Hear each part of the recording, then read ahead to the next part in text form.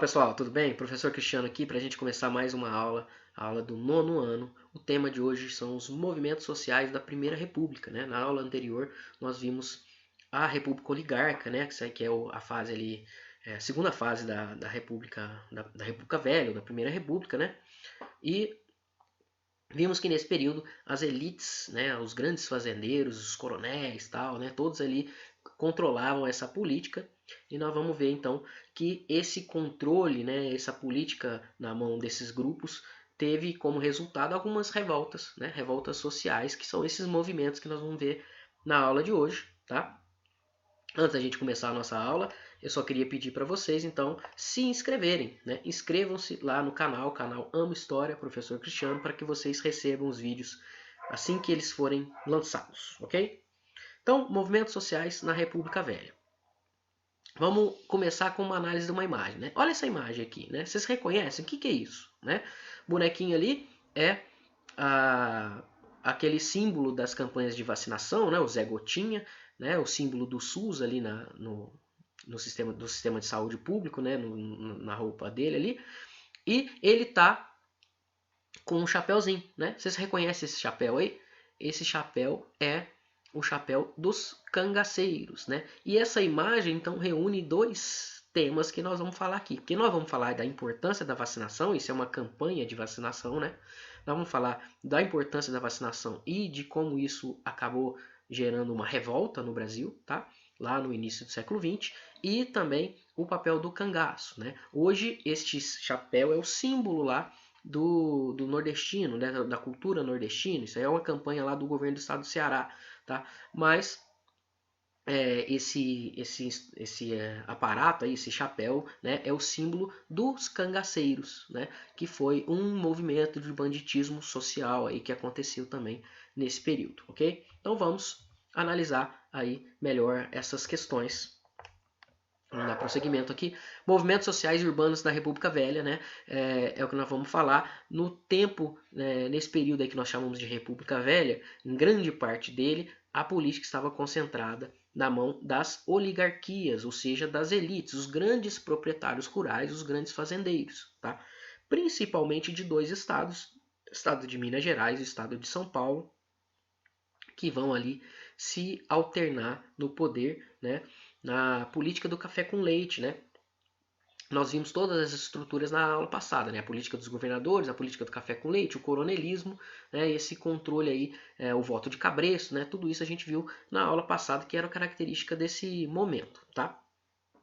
E aí, esses acordos aí, né, entre essas elites para controlar o poder, controlar a política, acabou gerando a insatisfação de muitos povos que estavam excluídos aí do poder, né? A grande maioria da população estava excluída do poder. Então nós vamos ter movimentos aí sociais que estavam contestando aí essa organização política do Brasil e social, né, do Brasil desse período, tá? Então essa desigualdade social e essa corrupção política, né, com eleições ali fraudulentas, tudo isso vai resultar em lutas sociais aí, seja no campo ou na cidade. Nós vamos então analisar algumas delas. Vamos analisar a Guerra de Canudos, a Guerra do Contestado, o movimento do cangaço e também os movimentos urbanos aí chamada Revolta da Vacina e a Revolta da Chibata, tá?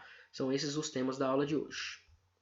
Então vamos começar falando sobre a Guerra de Canudos. A Guerra de Canudos foi um conflito que aconteceu na Bahia, é um movimento social de caráter messiânico. O que quer dizer o caráter messiânico? Quer dizer que as pessoas se reuniam em volta de um Messias, né? Um líder religioso que para ele seria a resolução dos problemas ali, de todos os problemas, né? Na Guerra de Canudos, esse líder messiânico é esse senhor que está aqui do lado, conhecido como Antônio Conselheiro. O que aconteceu? Lá no sertão da Bahia, lá no interior da Bahia, no arraial chamado de Canudos, tá? Foi fundado ali pelo Antônio Conselheiro, um povoado chamado de Belo Monte. Ele era liderado então por esse beato aí, né, o Antônio Conselheiro, e ele era baseado na produção comunitária, né? Todo mundo recebia ali um pedacinho de terra para trabalhar, para viver, a produção era comunitária, era dividida entre todos, tá? E essa produção, essa comunidade começa a chamar a atenção. E as pessoas começam a ir embora das fazendas onde eles trabalhavam e ir lá viver em Belo Monte. E essa comunidade vai crescendo, ela chega a ter aí aproximadamente 50 mil habitantes, tá? E essa prosperidade vai chamar a atenção dos coronéis, né? Porque se eles lembrem que o coronelismo ele é baseado no clientelismo, né? Ou seja, as pessoas precisam dos favores ali do coronel, né? O coronel é aquele que vai arrumar emprego para eles, né? E aí nessa dependência ele controla o voto dessas pessoas, controla lá com o voto de cabresto que nós já vimos na aula passada, tá? Então, se essas pessoas estão deixando as fazendas e agora estão vivendo numa comunidade que é de trabalho comum ali, né, de trabalho comunitário, os coronéis acabam perdendo poder. E aí os coronéis vão ficar incomodados e a república, né, toda aquela república oligárquica vai ficar incomodada com isso. Isso é uma ameaça à forma como o poder estava distribuído ali no Brasil nesse momento, tá? O governo então ele vai mandar expedições militares para acabar com esse povoado, para acabar com com essa nova organização que ameaçava a república. E os sertanejos que viviam ali, eles vão resistir, né? Com a liderança do Antônio Conselheiro, eles vão resistir. O governo vai acusar o Antônio Conselheiro de ser um monarquista, de querer a volta da monarquia, né? De querer o fim da república. E com essa desculpa, ela vai enviar tropas então militares. A primeira expedição militar chega lá com poucos militares, os sertanejos resistem. Depois eles enviam uma segunda, uma terceira. Só na quarta expedição é que a Guerra de Canudos vai ser, né, o povoado ali de Canudos vai ser derrotado, tá? Dia 5 de outubro, então, de 1897, o povoado foi completamente destruído com um grupo militar, né, bem maior, muito grande lá, que foi essa última expedição. Tá? Nesse momento, o Antônio Conselheiro ele já tinha morrido. Né? Ele morreu por uma doença, né? Morreu doente lá. E aí, sem a liderança dele, eles não conseguem resistir. E aí eles são, enfim, derrotados pelo exército. Tá? Aproximadamente 25 mil habitantes de Canudos foram mortos nesse conflito. O povoado foi totalmente destruído, né? Hoje nós temos ruínas lá desse local onde foi montado aí o Belo Monte, tá? E toda essa história nós temos conhecimento dessa história porque tinha um jornalista lá no Jornal de São Paulo chamado Euclides da Cunha, que é aqui da cidade é natural aqui da cidade de São José do Rio Pardo, aqui próximo da gente, né? Ele estava lá na época cobrindo os acontecimentos e ele escreve um livro chamado Os Sertões, aonde conta toda essa história aí da Guerra de Canudos, né? Que é um dos livros mais importantes da literatura brasileira aí do início do século XX, tá? Então nós temos esse primeiro conflito, né? Então, ou seja, a população foge ali do controle dos coronéis, né? E vira uma ameaça para a República, né? Aqui é o mapa mostrando ali a localização, né? Lá no norte da Bahia, aquela região em verde ali, né? No mapa vocês podem observar, foram fundados ali vários povoados ali independentes, né? Com a produção independente, sem estar ligado ali ao controle dos coronéis e por isso foi uma ameaça tão grande, tá? Aqui algumas imagens também aqui do Antônio Conselheiro, né? Os sertanejos ali, né?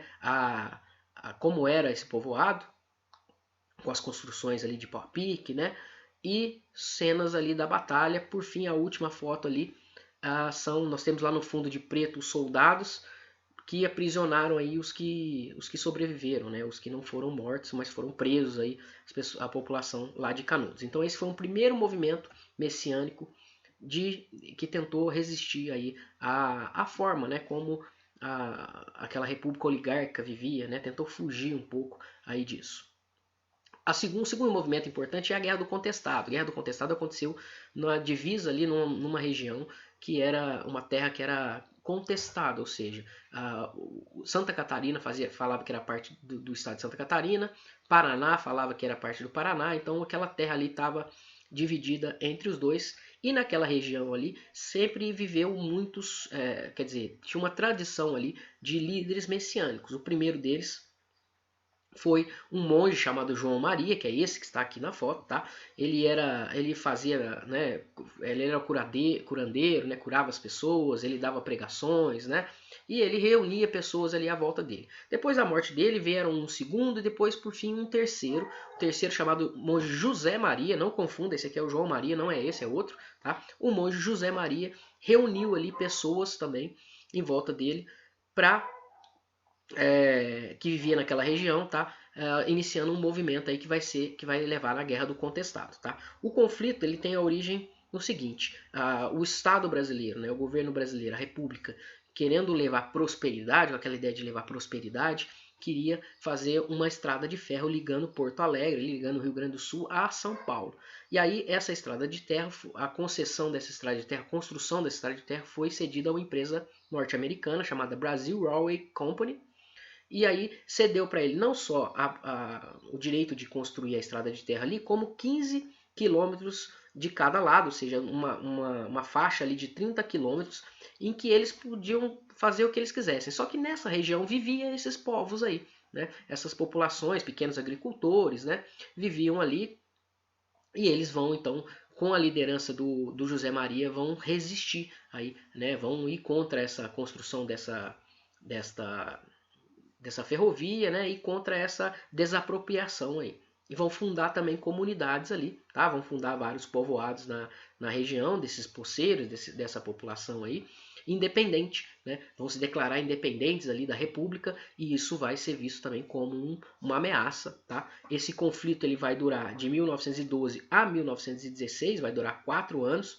O Exército Brasileiro vai ter que vai intervir ali com a ajuda da polícia dos estados do Paraná e de Santa Catarina. E essa guerra teve aproximadamente 20 mil mortos também, né? E foi necessário, inclusive, pela primeira vez o exército brasileiro usar armamento aéreo, né? Aviões ali para jogar bombas lá e combater esses poceiros, essa comunidade que se formou ali, que se dizia independente e liderada por esse líder messiânico aí, o monge José Maria, tá? Ali então tivemos também esse conflito, né? Essa terra, a região onde aconteceu isso é nessa região que está aqui no mapa, ali contestado. Nós temos no outro mapa ali a linha, né? A estrada de ferro ali ligando o Rio Grande do Sul a São Paulo. E foi naquele pedacinho ali, né? Que foi a área de conflito nessa região, onde esses poceiros, sob a liderança do monge José Maria, organizaram aí essa resistência. Também foi uma ameaça ao poder das elites, a ameaça ao poder das oligarquias, tá? Que nós temos o grupo aqui dos fanáticos, né, que eram os que estavam ali lutando ao lado do monge José Maria, né? O monge José Maria está aqui, né, nessa foto também, ao lado ali de 3 seguidoras. Então tinha os fanáticos, que eram os caboclos que tentavam ali ter aquela terra, ter a posse daquela terra, e o exército, né? No caso ali são os aviadores, uma foto dos aviadores que foram enviados para combater essa população numa guerra, num conflito bastante sangrento também, tá? Outro movimento é um movimento que não é messiânico. O movimento do cangaço é um movimento de banditismo social. Por quê? Os cangaceiros eles já existiam lá desde o século XIX, tá? Desde a época do Império, já existiam esse grupo de bandidos, de pessoas ali que ficavam nômades, né, que ficavam circulando pelo Nordeste, atacando fazendas, né, roubando as cidades, essas coisas, tá? Essa ação, esses caras, eles ficaram conhecidos como cangaceiros. Tá? Os cangaceiros, então, eles eram bandos armados, nômades, que atacavam e aterrorizavam as fazendas e as cidades do sertão nordestino. O movimento ele era muito temido por todos, pelos coronéis e pelas pessoas que viviam, né, nessas cidades e nas fazendas, porque eles chegavam, né, armados e atirando para todo lado. Mas o fato deles enfrentarem os poderosos locais, enfrentarem os coronéis, uma parte da população se identificava com eles, achava que eles eram os heróis ali que estavam lutando contra essa dominação dos coronéis. Então, a visão sobre os cangaceiros tem essa dualidade aí, né? Alguns achavam que eles eram bandidos, tal, e outros viam a ação deles como uma ação de enfrentamento, de heróis que tinham a coragem de enfrentar os coronéis ali, né? Os próprios coronéis também se utilizavam deles, porque nas disputas entre os coronéis ali da região, né, às vezes quando um povoado ou alguma cidade era atacada, ou uma fazenda era atacada pelos cangaceiros, os inimigos políticos deles eram assassinados. Então eles também foram vistos aí como uma espécie de arma aí nas disputas políticas da região, tá? O mais famoso dos cangaceiros é esse que está aqui do lado, o Virgulino Ferreira, que ficou conhecido como Lampião, né? Ele e sua esposa Maria Bonita, os dois foram o casal aí de cangaceiros, né? Desse banditismo mais famosos. Inclusive, o cangaço vai perder força apenas depois da morte do grupo, do bando do Lampião, né, que tinha outros cangaceiros também, que vai ser feito só lá depois da República Velha, já no governo Vargas, lá em 1938, quando os policiais, né, os volantes no caso, né, que eram chamados policiais que combatiam aí os cangaceiros, eles eram chamados de volantes. Os volantes lá, a mando no governo já de Getúlio Vargas, vão conseguir matar aí, inclusive vai ser um negócio muito sangrento, eles vão ter as cabeças cortadas, tá? Vão fazer tipo um altar para mostrar o poder ali do governo da época, quando eles conseguem vencer os cangaceiros. Mas por fim, o interessante é mostrar que o cangaço então foi uma luta aí contra o poder dos coronéis, né? Foi uma alternativa aí, pessoas que se recorriam a essa questão da ação criminosa, a ação do banditismo, né, para lutar. E eles acabaram virando um símbolo, né, porque eles tinham símbolos, eles tinham aquele chapéu específico, uma roupa de couro, né, eles bordavam lá os seus símbolos nessas vestimentas, e isso acabou virando um símbolo de resistência do Nordeste até hoje, né, como nós vimos lá no começo da aula. Até hoje, o símbolo dos cangaceiros é usado aí. Né? Aqui nós temos a imagem aí do grupo do Lampião, Lampião e Maria Bonita ali no centro, né? Aqui embaixo eles armados lá com seus cavalos, invadindo as cidades e tal. Lá em cima, o grupo dos volantes, né? Dos militares que combatiam os cangaceiros, e embaixo a cena, o altar que eles montaram para provar ali a força do governo, combatendo essa ameaça à república que eram os cangaceiros. Né? Temos ali a cabeça de Lampião, Maria Bonita e os principais ali membros do bando do Lampião, certo? E agora as revoltas urbanas. A revolta da vacina foi uma revolta que aconteceu no Rio de Janeiro. Né? O que aconteceu foi o seguinte: no início do século XX, o Rio de Janeiro era a capital do país, né? A capital federal, e o presidente Rodrigues Alves e o prefeito do Rio de Janeiro queria, que era o Pereira Passos, esse que está na foto aqui, ó, eles queriam transformar a capital numa cidade progressista, numa cidade que demonstrasse ali o progresso, né? Uma cidade moderna. E aí eles fizeram reformas urbanas para modernizar a cidade. Então, nesse momento a cidade ele era repleta ali de casas que não eram ideais ali em condições de saúde, em condições sanitárias, né? Não tinha abastecimento de água, não tinha esgoto, né, coleta de esgoto, tudo mais, e as pessoas viviam ali, os mais pobres viviam aglomerados ali, o que dava a impressão que o centro da cidade do Rio de Janeiro ali era meio caótico, né? E eles queriam tirar essa população de lá, modernizar a cidade, inspirados numa reforma que foi feita lá em Paris, né, no século XIX. Ainda eles querem fazer mais ou menos a mesma coisa no Rio de Janeiro e fazer ruas largas, grandes avenidas, embelezar a cidade, modernizar a cidade e aproveitar já e tirar essas casas mais pobres. Tá? Os cortiços são residências coletivas, né, onde várias famílias viviam dividindo um mesmo espaço ali. Isso tinha muito no Rio de Janeiro. Tá? Depois da escravidão ali, esses ex-escravos vão acabar morando sem condição financeira, sem condição de trabalho, de conseguir trabalho, vão acabar vivendo aí nessas moradias precárias, e tudo isso acabou dando um problema de saúde, porque tinham muitas epidemias, né? Então, além dessa pobreza, do desemprego que atingia essa população, aquelas moradias, os cortiços, era foco de doenças, né? Foco de epidemias como febre amarela e varíola, que eram doenças que estavam matando muita gente ali, milhares de pessoas todos os anos. E aí o prefeito Pereira Passos queria dar um jeito e resolver esse problema, modernizar a cidade, e aí ele começa a fazer uma reforma, a reforma de 1904, tá? Essa reforma vai durar 2 anos, 1904 a 1906. O Rio de Janeiro vai ser completamente remodelado ali com essa reforma, inclusive alguns morros que existiam vão ser devastados, vão ser destruídos, vão ser desfeitos para abrir novas avenidas, né? E essa reforma também tinha a ideia de conter essas epidemias. Aqui nós temos umas imagens aí, né, dos cortiços, das casas aí onde vivia essa população, todo mundo aglomerado, e da destruição, das demolições que foram feitas abrindo espaços vazios para construir prédios modernos, né? Para dar uma nova ideia aí de modernidade para a capital da República, né? Então nós temos aqui, né, uma rua ali completamente tudo destruído, né? E do lado ali um exemplo de um desses cortiços, onde viviam ali, né, várias famílias dividindo o mesmo espaço, espaços pequenos, tá? Qual que vai ser o resultado? A demolição desses cortiços vai fazer com que essa população pobre seja desalojada do centro. E aí ela vai morar nas periferias e na beirada dos morros, dando origem ao que nós conhecemos hoje como favelas, né? Então a origem das favelas no Rio de Janeiro tá ligado aí a essa reforma urbana. Aqui nós temos uma imagem mostrando a ideia que eles queriam fazer do Rio de Janeiro, né? Como eles queriam que ficasse, né? Uma ideia com os prédios de estilo francês, né? Estilo a reforma de Paris.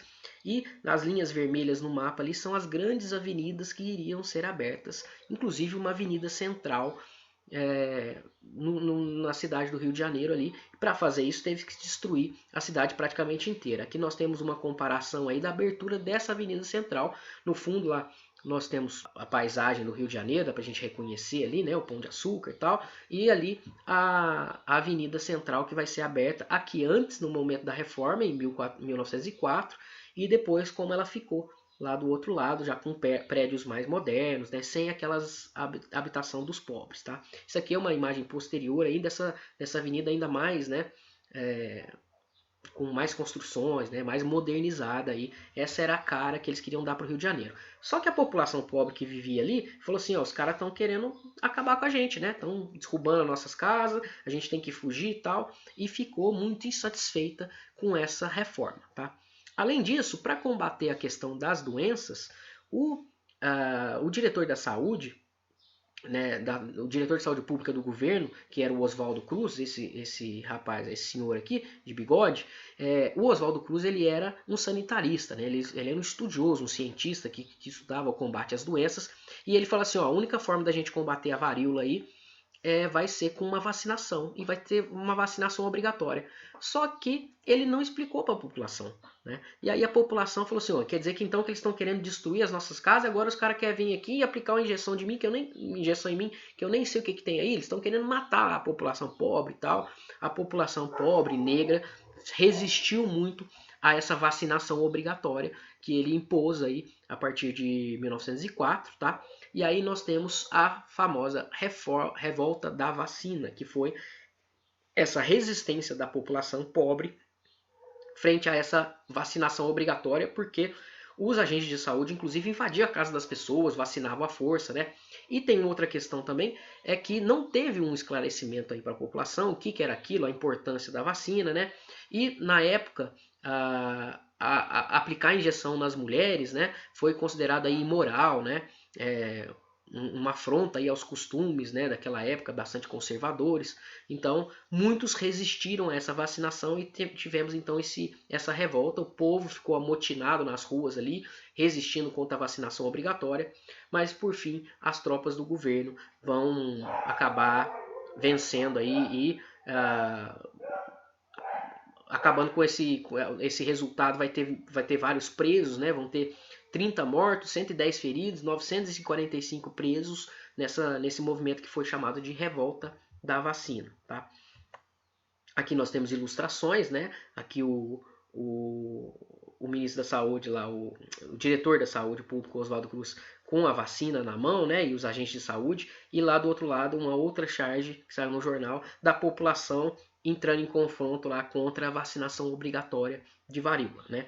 Então olha só que interessante. Hoje nós temos aí campanhas, né, a favor da vacinação, porque sabe da importância e já viu, né, que se não fizer campanha, não esclarecer a população para que tem que ser vacinado, qual a importância da vacinação para combater as doenças, pode acontecer coisas parecidas aí como aconteceu lá, né? Então, olha só que legal. Por último, a última revolta é a revolta da Chibata. A revolta da Chibata foi um motim organizado por marujos brasileiros insatisfeitos com os castigos físicos, principalmente os marinheiros, né, os marujos negros, tá? Por quê?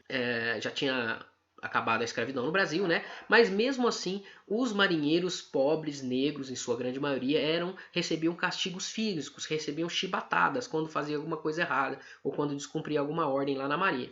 E aí esse movimento, então, a revolta da Chibata, foi liderada por esse rapaz aqui, o João Cândido, que ficou conhecido como o Almirante Negro, que se negava ali queria que o governo acabasse com esses castigos físicos a esses marinheiros mais pobres e negros. O que eles fizeram?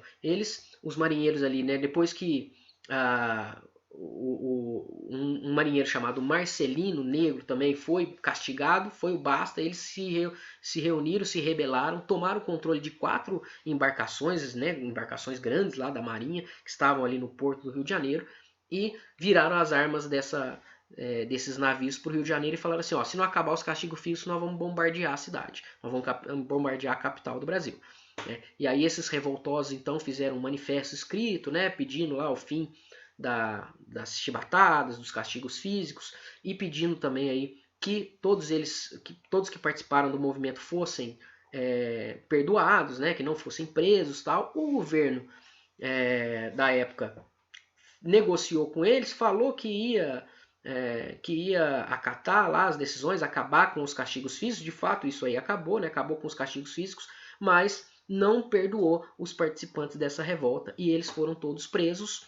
Né? E aí teve um outro movimento de revolta tentando, já que o governo não cumpriu, tentando refazer isso, mas esse movimento foi logo controlado pelo exército. E aí os caras foram presos, né? Vários morreram e os principais líderes, como o próprio João Cândido, foram presos na Ilha das Cobras, e ele ficou lá de 1910 até 1912, quando ele foi julgado e absolvido das acusações, e aí ele virou essa figura, esse símbolo da luta contra os castigos físicos e contra a discriminação e o racismo que ainda existia no Brasil, né? O Almirante Negro, o João Cândido, que lutou contra a discriminação. Tá? Aqui temos também algumas imagens, ali em cima que é ele lendo lá as propostas do governo, né, para resolver o conflito, aqui eles todos reunidos e os marinheiros ali nas embarcações, nos encouraçados ali, né, que é esses navios grandes com armas, que eles apontaram essas armas para o Rio de Janeiro. Tá? Então, tivemos aí esses movimentos da República Velha, né? Movimentos sociais, movimentos urbanos. Né? Nós vimos aí tanto movimentos rurais quanto movimentos que aconteceram nas cidades, como a Revolta da Vacina e a Revolta da Chibata. Tá?